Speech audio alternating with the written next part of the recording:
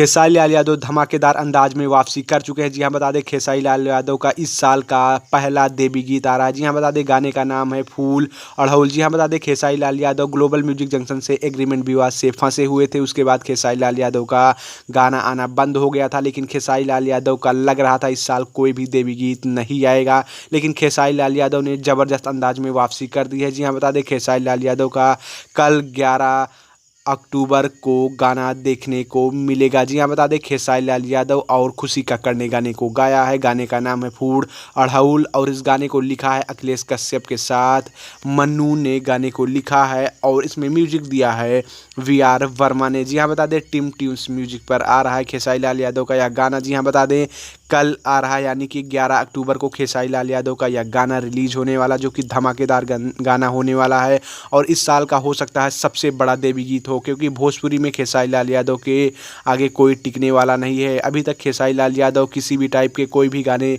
नहीं गा रहे थे। जी हाँ, बता दें ग्लोबल म्यूजिक जंक्शन से 5 करोड़ रुपए खेसारी लाल यादव ने लिए थे, ऐसा ग्लोबल म्यूजिक जंक्शन का कहना है।